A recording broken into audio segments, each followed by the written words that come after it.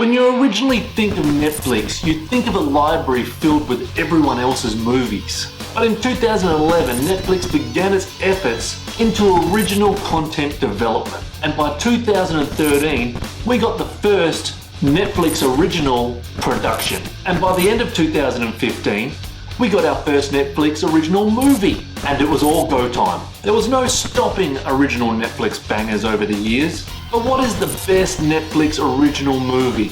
And what deserves to make the list and be drafted? So what will it be? What is the best? Is it an original from the horror genre?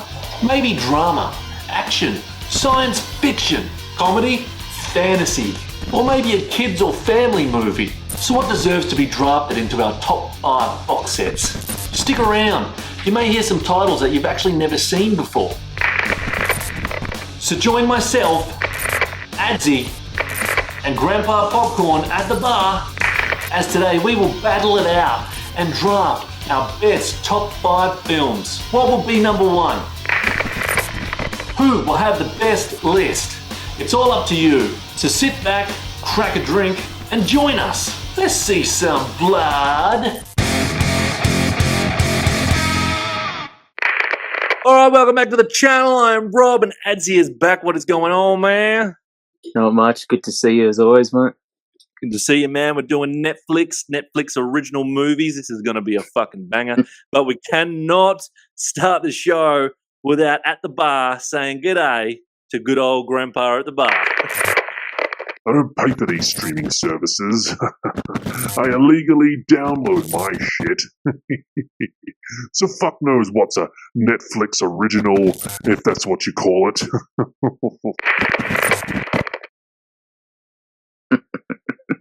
Of course he does, man. Of course he does. Of course he does. Well, you know. So we always have rules. We always have Grandpa. We always have rules to Netflix. Rules are Monster Race first pick. It must be a Netflix original. Don't pick for votes. Pick your personal faves. Viewers, you'll vote in the community section. You're doing a good job at that. And at the end of the year, we'll tally them all up for a grand total fucking live show, which is going to be a banger. We'll discuss all the ones that we voted for and drafted that we hadn't seen. And I've been watching a lot. You've been watching a lot that we both hadn't seen. And yeah. It's going to be a fucking banger live episode, and we'll go through going, damn, why did I choose that first for some of them, and why did I choose Aladdin? Okay, let's go. Monster Race, Netflix, first pick, 15 seconds. Let's fucking do it. And it's on. Come on, Star Wars, Robot it's Man. Pretty fucking even. It's fucking, they're 6, 5. fucking... Oh, here comes. Oh no, that fucking Transformer. He's fine. He never wins. He never wins. I like his celebration as well. He never wins. I fucking like it. All right. So this is, oh man, Bugger. number 1 pick. You know what? You're not going to have my number 1 pick, I'm pretty sure. But like I say, kind of in the rules, I want to choose what is a personal favorite to me, and my personal favorite Netflix movie is the 2017 Death Note. Okay. Death Note. You didn't have Death Note, did you? It was on my list yet. It was on your list? Oh shit, I didn't think you'd be into it. I love it. I love this. I knew nothing about Death Note cartoon. I knew nothing about all that when this first came out. So to me, when I first chucked this on and it came out, I was like, I'll give it a crack. I loved everything about it. I personally didn't know Nat Wolff, who plays the main character. Don't really know him at all. But of course, Defoe. Oh, fucking hell. Playing the monster, Ryuk, or whatever his name is. This is a great movie, writing the names in the books, watching them all die. It's pretty full on in some bits. It's a good story too. Once again, that main character, that wolf guy, that young kid, I'd never had really seen him in anything that I can think of before I'd watched this.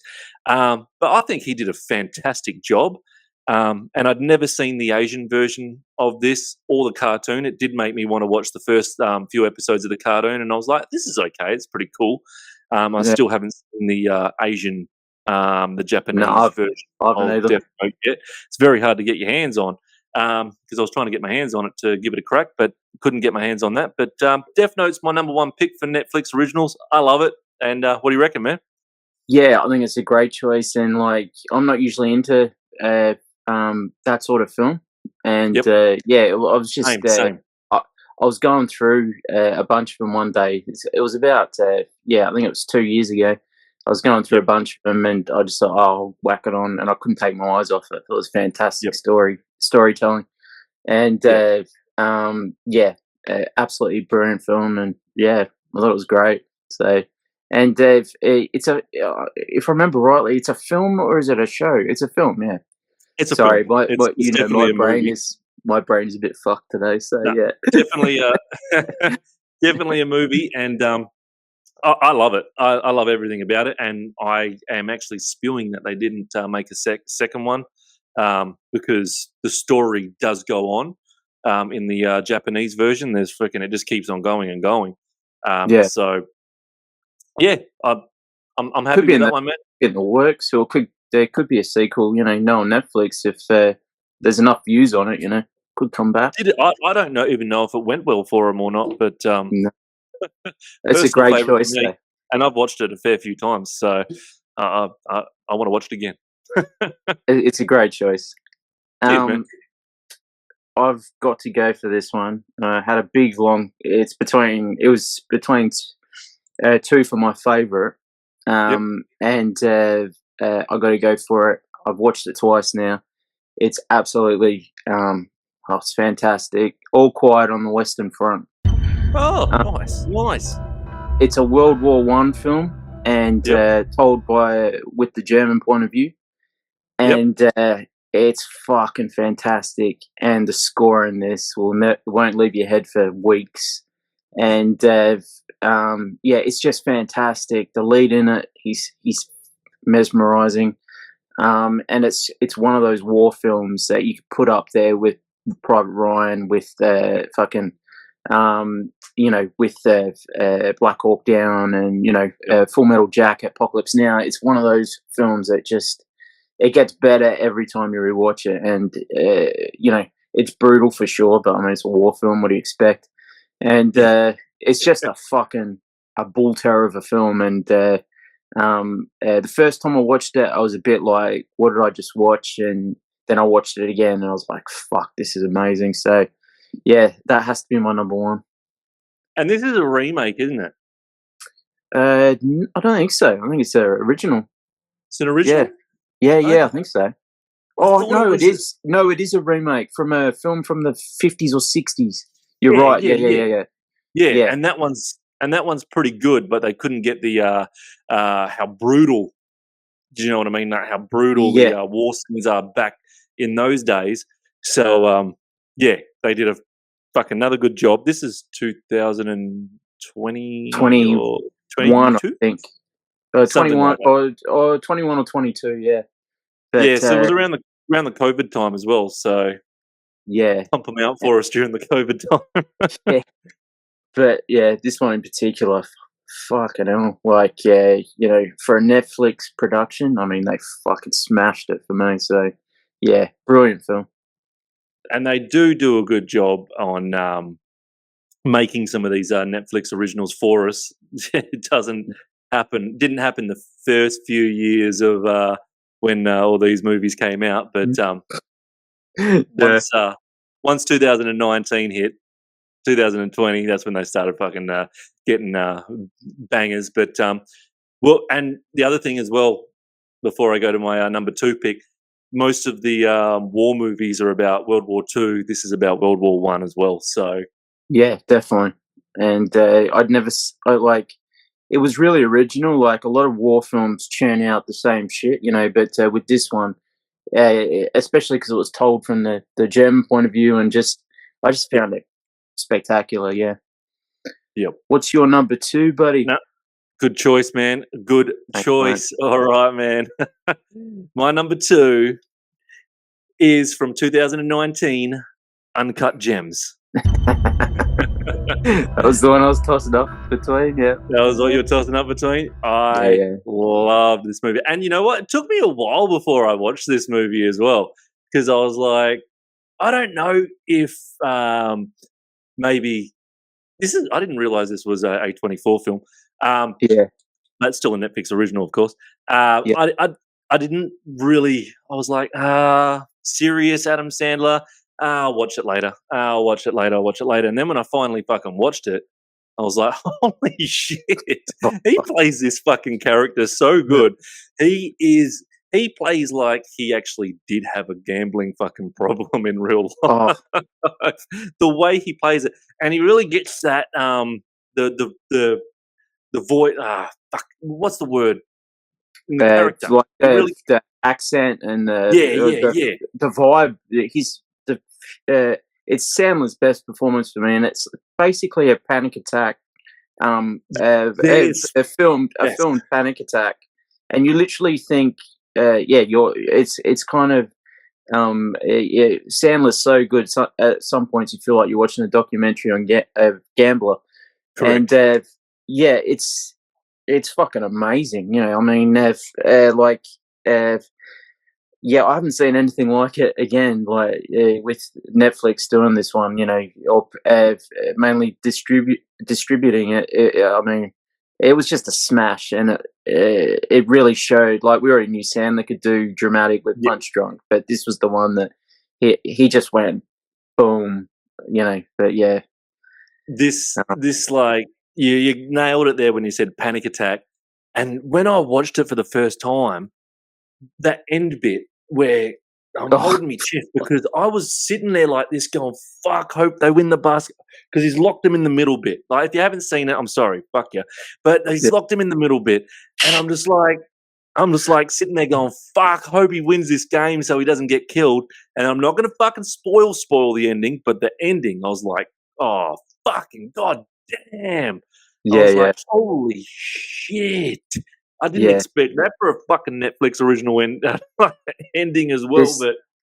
But I kind of did, because there's a point in it where all I'll say is he dismisses someone, and someone looks at him as if to say something, and he's just got a look, and they focus on the look of this person. I'm not going to spoil it either, of this person. And he looks, I knew straight away what he was going to do, even no matter how the bet went, what he was going to do. I just knew, no matter what, he's going to do this certain thing he does, I liked his brother-in-law. Not to talk about. I liked his brother-in-law. He was like real fucking gangster. Like, he was like, he reminded me of one of the Simpsons gangster characters. Like with the Fat curly Tony hair. or something. Not Fat Tony, the one underneath him with the curly hair. Oh, yeah. And he plays a baddie. He plays a baddie in Under Siege 2. He's the lead baddie. He's always a fucking baddie. He's always a baddie. I love that movie. I'm glad I got that as my second pick. So, beautiful choice, mate. You're number 2, man. You're number 2. I'm going way off here. From the first 2 picks, I'm going with Marriage Story. Again, this one's got Adam Driver and Scarlett Johansson, and it's directed by Noah Baumbach, who did he's done a lot of dramas for Netflix.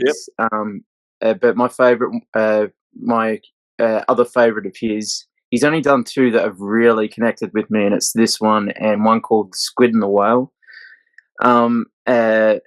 Star Wars guy. Yes, he's the lead in it with Scarlett Johansson, and they play married. I'm a Star Wars boy, so yep, okay. I know you don't. And they play a married couple in it, and this film is devastating, but it's also uplifting, but it's his best performance for me. It's Scarlett's second best performance apart from Lost in Translation, but Oh, that's beauty. There's a argument scene in this, right? And if you've ever been around a married couple who've had like a domestic, they Yep. literally film it. It's filmed to perfection, and it literally is what they show you on the screen. And I'm pretty sure they live together.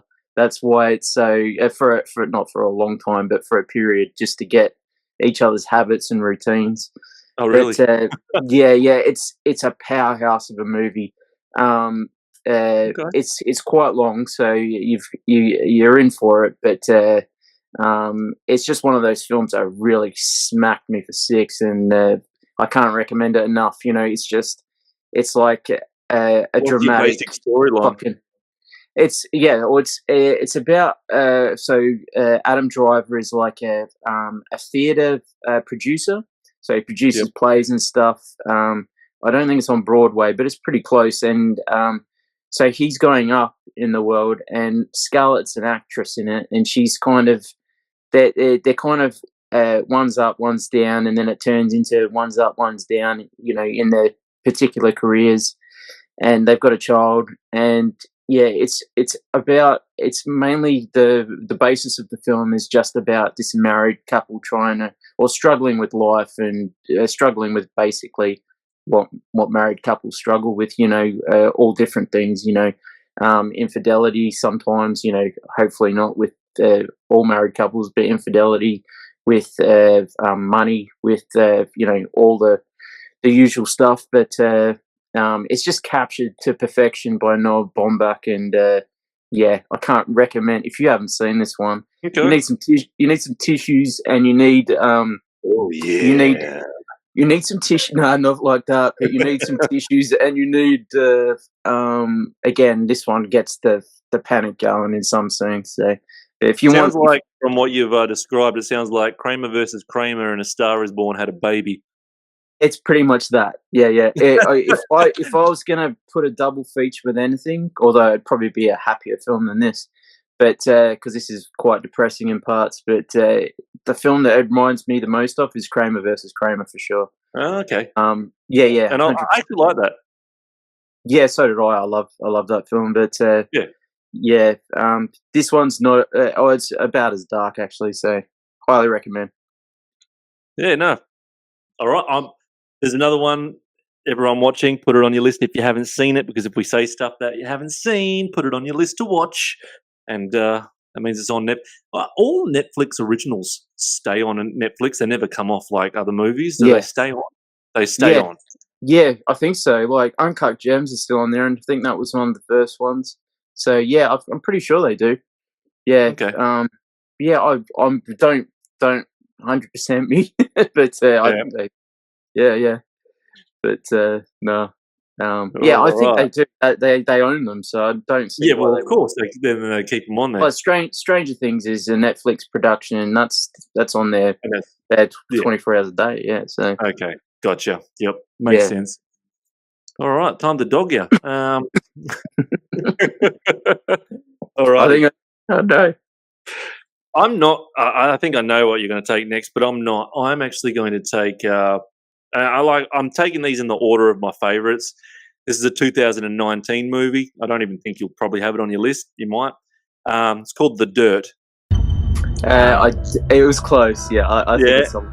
Yeah. This is the biography story about Motley Crue, and I love a good biography story about fucking anything music to do with music, but especially if it's to do with fucking rock and roll and heavy metal. And fucking, as you're wearing your Guns N' Roses there, I know you fucking like that shit too. Fucking, you like a bit of the Crew. That means you must love a bit of the Motley Crue. And I love it, mate. Yeah. Even the guy that played fucking Ozzy Osbourne, that's in the bit of the movie, sniffing fucking snorting up ants and shit. He's brilliant, and he's from Game of Thrones. He plays. Yeah, he's the guy who takes the member off Theon.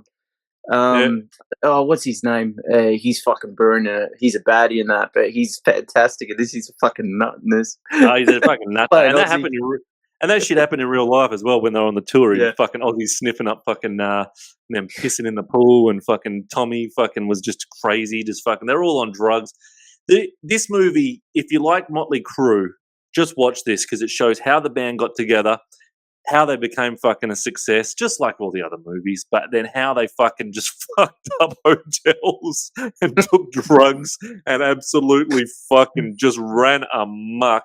And the music in it is fucking brilliant as well. I Yep. love this movie. I've watched it so many times, fucking froth on it. And it's got sad bits in it too, like fucking really, really sad bits in it.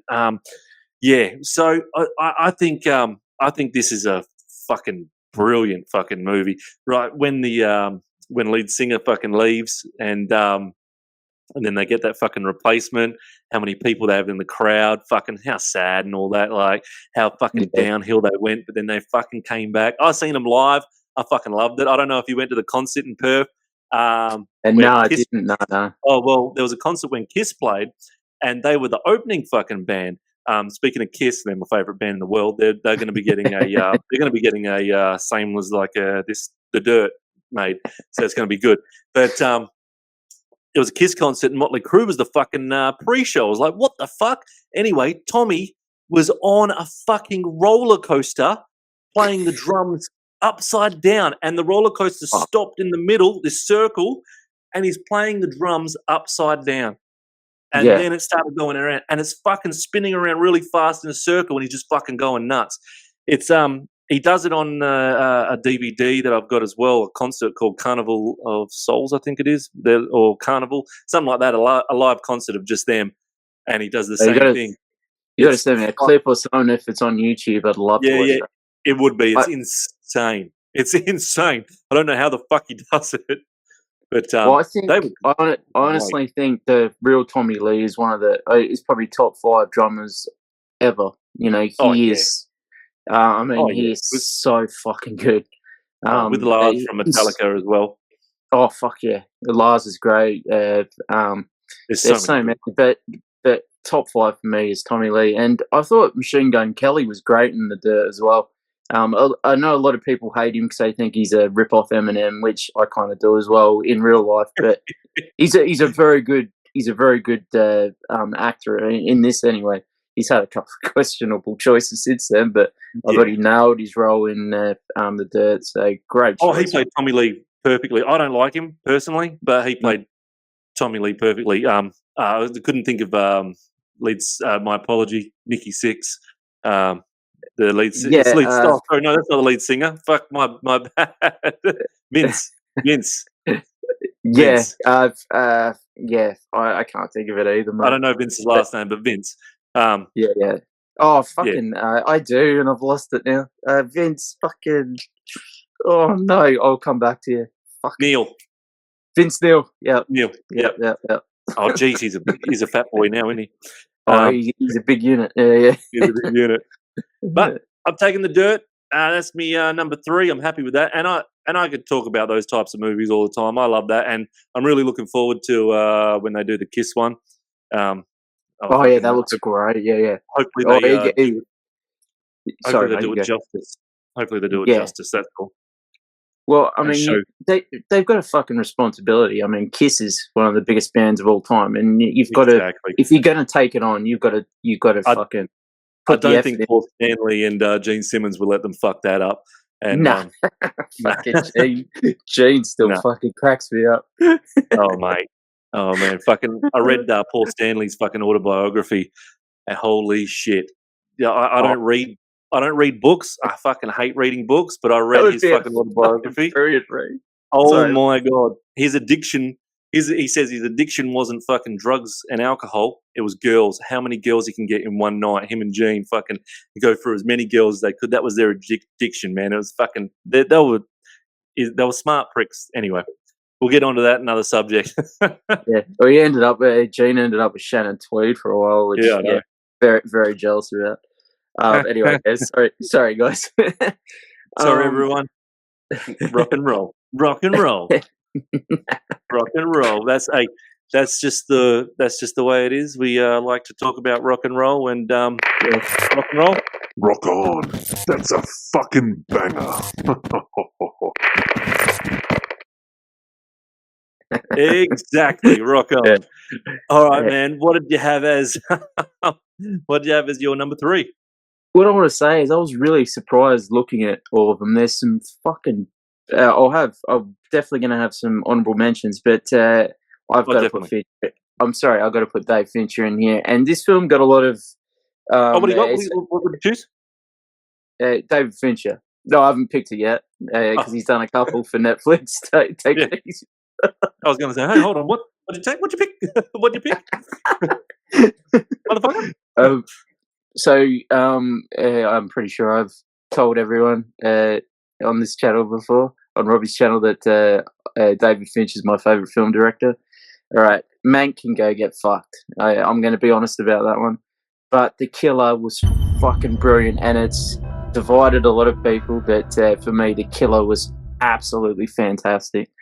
And from beginning to end, this is how I want my thrillers to be. I mean, Yep. not just because it's gorgeous to look at, because of Fincher. You got Fassbender absolutely smashing it in the role as the hitman.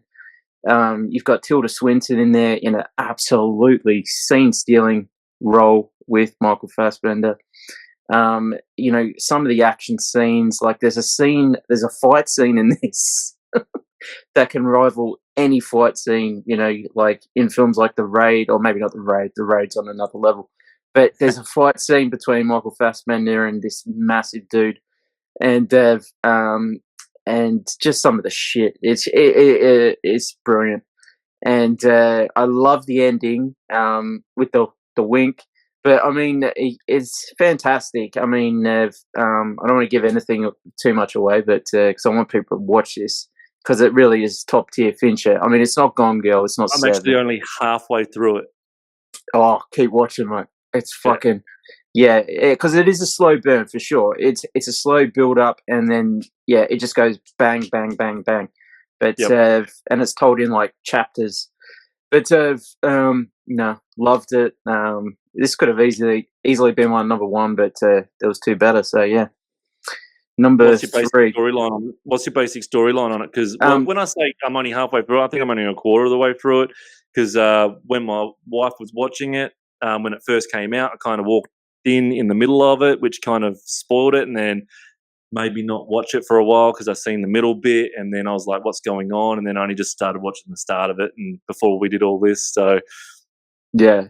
Oh, so it's about a hitman who it's a very people will know the story, but with Fincher, I mean, you don't know where it's going to go, but it's about a hitman who fucks up his first job, not his first job of all time, but the first job in the film. He mucks it up, and we can tell he's very meticulous because he's narrating as he's doing the job, and we can tell he's very into his own routine. And just by coincidence, he accidentally kills the wrong person, so he's on the run. And the people who hired him for the job are after him, and they end up beating his girlfriend half to death. So he doesn't appreciate this, as any boyfriend wouldn't. So he goes after them, and it's told in chapters where he's going after different people because they were involved in different ways. And so Tilda Swinton's one person who's involved. There's I can't remember there's a chapter of the huge dude, but he's definitely involved. And so it's about him. It's a revenge film for sure, but it's also got elements of just your classic spy films. And there's some real gory, like not too gory, but lots of killings and stuff. But yeah, it's fantastic. Yeah, and easily a 9 out of 10. But just don't expect a 7 or a Fight Club. But it's up there. It's I think it's fantastic. No, I'm going to give it a crack properly. There's nothing worse when you walk in and someone's halfway through a movie and then you see bits and you're just like, "Oh, motherfucker!" And it's great. Yeah, it's great rewatches as well. Like, it was a bit like, I was like, shit, the first time I watched it, and then I've watched it 3 times since, so that should tell you something that you can, but I'm a Fincher fanboy, so I mean, I don't know. You are. Oh, and Trent Reznor and Atticus Ross do the score as well, so the score is fucking wicked, so yeah. I love a good score. Yeah. Good. Fuck, you got some bangers on your list there, man. We both do. Yeah, definitely. All right, I'm going to go with. Now, I purposely didn't pick this a few weeks back when we did our Will Smith episode because I wanted to save it for freaking on here. And I know. I'm going the 2017 Bright. Very nice. It definitely could have been in my Will Smith top 5 instead of Aladdin, but I was saving I was saving this one for the Netflix episode. I love this movie. I don't care what anyone says about it. A lot of people fucking absolutely ragged on this movie. Absolutely ragged on it. Now, I don't know if you've seen the 1988 or 89 movie Alien Nation. Have you ever seen that? Oh, I have, but we're going back 20 years, so yeah. I watched it on VHS the last time. Yeah. Okay. So Alien Nation is the world now has aliens living in it, and an alien finally gets to become a cop. And James Caan is a fucking nasty cop. He gets fucking one of the aliens to fucking get put in his unit with him, his partner, and he's got to be partners with this fucking alien. And they're after a main alien as a main storyline. Same thing as this. This is, I don't care what anyone says, this is a fucking remake. This is a fucking reboot. This is a copy. Every fucking thing about this movie is the same storyline. He gets an orc or whatever the fuck it is as his partner. Yeah, he gets an orc as his partner, as his fucking cop partner. And they're after all these wizardry, other orcs and all that shit. And he's the first orc after all this magic's happened in the world. So they've just replaced everything from the aliens to wizardry stuff of fairies and orcs and all that type of shit. Is exactly the same storyline, but with better effects. I love it. I think it's a fucking awesome movie. Will Smith's great as the cop. Doesn't trust him because, shit's happened in the past and all that. I think it's a brilliant movie. I think it's a great storyline. I love Alien Nation. It's one of my fucking, I absolutely love it for one of the old 80s movies. And this, when I first watched it, I was like, this is fucking Alien Nation, you cheeky little bastards. And I loved it. I loved every single fucking thing about it.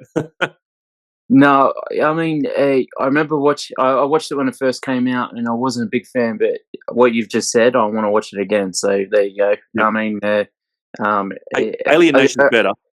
Yeah, no, I want to watch both of them. I'll probably watch Alien Nation first. But that's what I love about doing the show with you is that I love the recommendations and being like on the weekend being able to have a list of ones that I can watch. Yeah, and have a watch. Yeah. James Caan in Alien Nation's so good. You like James Caan, yeah? Yeah. He's such an angry. Oh, he's a fantastic actor. He's such an angry fucking bastard in this. Oh. But Will Smith plays his character basically, and he does a fucking fantastic job. And you know what? I loved it. A lot of people ragged on this movie, but like I said, I'm giving it as my number 4. And while they search for the evil wand and to solve the mystery. So it is. I remember it being a decent flick, so I'll look forward to watching that. Good. I'm gonna go next with Gerald's Game. I gotta throw some horror in there and some Stephen. That was my next one. Oh, was it? Sorry. Yeah. I think this film is an absolute banger. I mean, for a film basically with about a girl in a room, I mean, it's just phenomenal filmmaking, and like Mike Flanagan, who did Dr. Sleep, and and he loves doing Stephen King stuff, and he did The Haunting of Hill House and the Midnight Mass and all that, the TV shows. But the dude knows his horror, and with this one, it's about a couple who are on at their vacation home, and they're in the middle of some sexy time, and the husband has a heart attack on the wife and literally falls on her, and she can't move. and they've also got the handcuffs out, so she's also handcuffed to the bed with her dead husband on top of her. Yeah. Yeah, the way it goes with all these, it happens a lot. It Yeah. happens more than you think. Yeah. So, and there's a wolf around as well. Is all I'll say. I don't want to spoil this for anyone who hasn't seen it because it's Stephen King, top tier Stephen King, Stephen King story, and directed to perfection. But yeah, I mean, and all I'll say is there's one scene in it involving someone having to do something to themselves, and it's eye-watering, horrible, and Carla Gugino or Gugino, however you pronounce her name, she is phenomenal in this film. And there you go. There's the one phenomenal. Phenomenal. Phenomenal. And I think I said it right. Who knows? But yeah, it's a tour de force performance from her. She's fantastic, and she's gorgeous, and she nails the role. And you couldn't have anyone else playing her part. Yep, that's where I'll come out because I know you've got a few things to say. Look, Sorry. I don't want to spoil it for people if they haven't seen it either, but what a situation. And just like Stephen King's fucking... You know what? If you like Misery, you'll like this. Because Misery is basically in the one room, the whole movie, same. Of course, we don't have some crazy bird being a doctor to her. We got a wolf instead. But bird, we got a wolf instead. But that's a banger choice, man. That was my next one. And you said every single thing that I was going to say, but the only thing I'll add in is just just when he has the heart attack and she's fucking handcuffed, she acts it out so good. Like, what? Oh, fuck. Like, oh. No. You're fucking kidding me, right? You're fucking kidding me. Fucking hell, he shouldn't have taken so many Viagras. Well, that's the thing that he does, doesn't he? It's like, I'm pretty sure he does take a Viagra. Or not, to be honest. I don't know why. You don't need one for Carla Gugino. No. Jesus, she's absolutely gorgeous. But I don't think he does. I think that's my mind playing tricks. Probably your mind. Banger fucking movie. You need to watch it if you haven't seen it. And it's one of those movies that freaking, I swear to God, people probably just click past it because they just see fucking someone handcuffed. And it looks like, the cover of it kind of looks like a midday movie cover. It really does. The poster doesn't do it any justice. The poster looks like a midday movie fucking cover. And what are you gonna expect? No one, you want people to click on it? Put Stephen King's name a little bit bigger. There you go. People are gonna click on it. People are going to click on it. Fucking hell. I'm torn between a couple. I could go the voting route, but I'm not going to go that. I'm going to go one that I really fucking enjoyed, and I'm going to chuck it on there for fun. People might not have seen it, from 2022. It's called Metal Lords. No.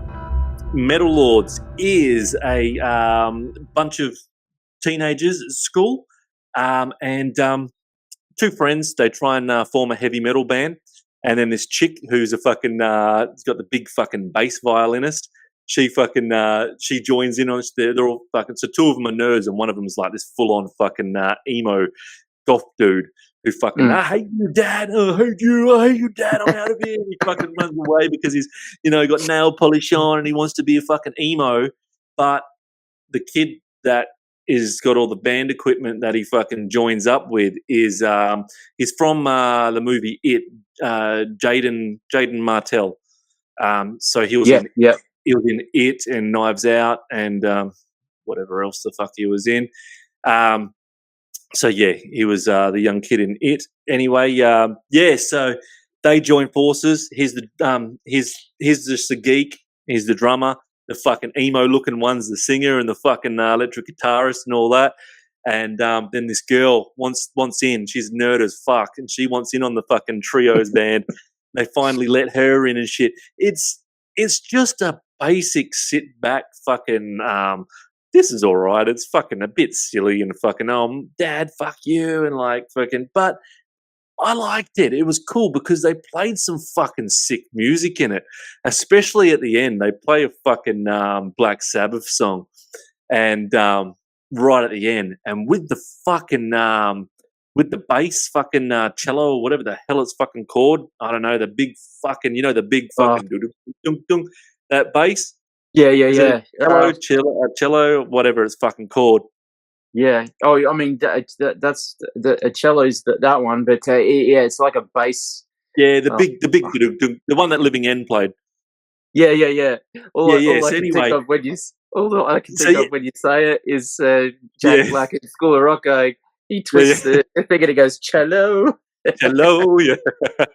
At the end, man, the end scene's just fucking awesome when they're doing the Battle of the Bands and they play a fucking epic fucking rock song and then fucking drums, electric guitar, and fucking she's there with this boom, boom, boom, boom, fucking, and the bass sounds fucking nuts, and all of a sudden she's this fucking nerdy chick and then trying to fucking dress all rocky, and they play this fucking, and right at the end they play this Black Sabbath song, and it sounds cool, dude.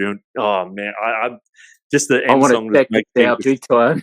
I love the fucking the last half an hour of the movie is kind of my favorite because that's where more of the music comes in. Because I did have it on when I first watched it, and I was just like meh, and then I was like, oh, hold on, I'm getting into this. Actually, this is not bad. So it's called Metal Lords. I liked it.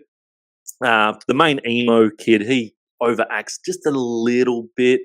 I actually don't know who he is. I've never seen him in anything else. Adrian Greensmith, I don't know who he is. I've never seen him in anything else. No, never seen I don't know. No, but no, I want to him. watch the film now. Yeah, but it's a good watch. It's fun. That's what it is. It's actually fun. It is M15, so there you go. But yeah, it's fun. They form a heavy metal band. Fucking love it. Why not? I'm chucking it in. I could have chucked something else in, but I'm going with my favourites, and I liked this. It was fun. So, Metal Lords, have a watch of it. You've got Netflix, everyone. It's free. Have a fucking little watch. If you like a little bit of rock and roll, chucking rock and roll in my list. Yeah, no, I will be for sure. Yeah. You sold me. Give it a crack. I'm like you for this last one. I mean, it's you can pick the fan vote easily. Yeah. I'm not going to though, because I've watched this film more than I've watched the one that we're both thinking, so I'm not going to put it in there. I'm going to go with one called Fair Play. Oh. Okay. Yeah, I love my erotic thrillers, and this one's a banger. And they haven't really done a very good one for a long time. Like, you think of like your single white females, you think of your old school 90s ones, Fear, all these films, where you've got a boyfriend and girlfriend, basically going at it, and this one is fantastic. It just came out of nowhere, and I've seen it about 4 times. I haven't seen this one, so you can sell this one to me. All right, yeah, I've seen this one about 4 times now. Okay, and so it's about a couple living in New York, in like a very snazzy apartment. And I mean, the opening shot, they're fully in love. There's a sex scene at the beginning where it's not that full on, but I mean, what happens is it kind of funny. Like he goes to he goes the growl on her. All I'll say is he performs. I'll try and do this without getting in trouble. So he's performing. The boyfriend's performing oral sex on the girlfriend. But the girlfriend's period comes and he gets a bit of blood on his mouth. So it sounds disgusting, but it's quite hilarious. And they do it in a sweet way. They don't do it in a disgusting way. But you can tell they're fully into each other. Yep. And then we find out that they both work they're both like traders, and they both are wanting this the next job, which is like the guy who tells the guy who has all the money in the company, what to do. He gives there's a job title for it, but they're both in the same at the same level, but they're both wanting this job because it pays fuckloads of money, and so they're both going for it. And the girlfriend gets it, and because she's better, she's a better fit for the job, and so the boyfriend starts resenting her, and because she starts going out a lot more with the big wigs of the company, and he starts resenting her, and he starts a downward spiral sort of thing. And and she keeps coming home later at night, drunk, having a ball, going to strip clubs and shit. And so he's just like, but he's got no reason to, and he starts becoming jealous, and he starts thinking she's having an affair. And basically, I don't want to spoil any of this because you're going to have a ball with it, but all hell breaks loose, and he does something at work, and it just turns into they both go after each other in different ways, is all I'll say, because like the second half of this film is basically filled with spoilers. So, but if you like your old school erotic thriller, and you like you like thrillers in general, and it's got one of the dudes out of Oppenheimer, but they're both fantastic in it. She's brilliant, and it's just like a one-on-one, sort of film. Yeah, and it's got a great ending. I really liked it, and I thought it was. I've just added that to my list. So yeah, I thought it was fantastic, and some sexy stuff in it as well if you're into that. But no, it's mainly just a psychological thriller, and a very, very good one. So yeah. No, nice choice, man. Fucking Thanks, I've just man. added that onto my IMDb list. Beautiful. Let's just I'll chuck up on the screen for everyone our top 5 each, the draft picks. I got Death Note as number 1, Uncut Gems, The Dirt, Bright, and Metal Lords. And Adsey's got All Quiet in the Western Front, Marriage Story, Killer, Gerald's Game, stole one off me, and Fair Play. So they're pretty fucking banger lists, man. Yeah, I like them. Wicked. And they're very different, which I love, Yeah, pretty fucking banger list. I did fucking kind of get everything that I fucking wanted. Hey, man. Yeah, no, because I was tossing up between Metal Lords and Gerald's Game and Metal Lords. I was tossing up for the last one, but on paper, I actually got my top 5 as my top 5 for the very first time ever. Oh, beautiful.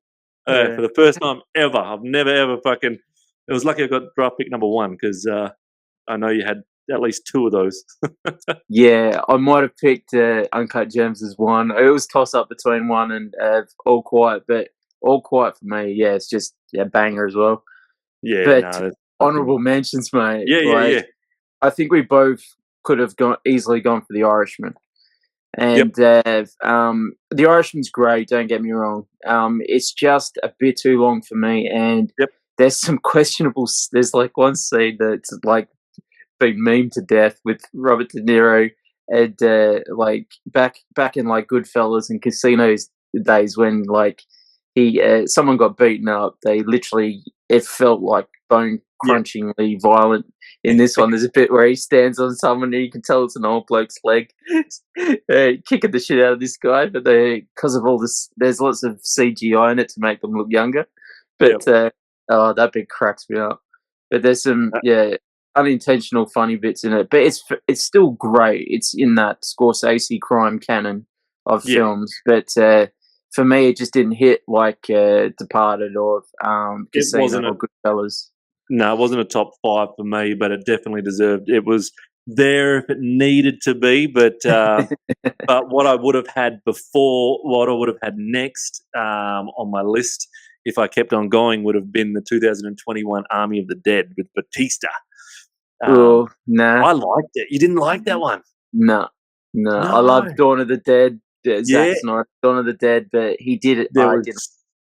There was something about this movie that I fucking frothed on. I fucking loved a fucking nice, good, crisp, fucking clean zombie movie. But the other one that I had was fucking the 2019 My name is Dolomite, bitch.